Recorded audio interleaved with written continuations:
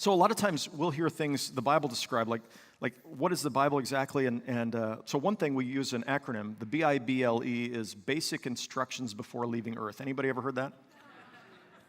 That's so interesting. Like before the rapture occurs, here's the basic instruction manual. Take it and you'll be ready for the rapture. Or some people call it the owner's manual. Now, these are all metaphors, of course, but I have an owner's manual for my Ford Mustang. I drive a 2013 Ford Mustang, and when you read the owner's manual, it just doesn't read anything like this.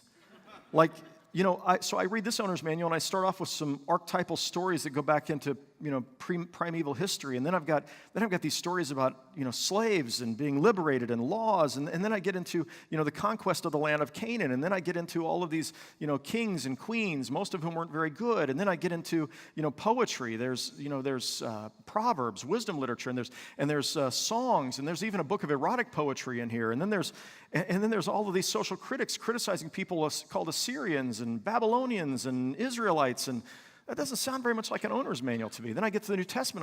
I'm starting to get this. I understand Jesus there. That's great. And there's Jesus, and some of that, like the Sermon on the Mount, seems a little bit more like a owner's manual, but the parables sometimes are a little perplexing. And then I get to the story of the early church, and then I get to 22 and 21 epistles written by people called apostles. And then finally I get to a book with multi-headed beasts at the end where the troubleshooting guide should be. I mean, it just doesn't read very much like an owner's manual.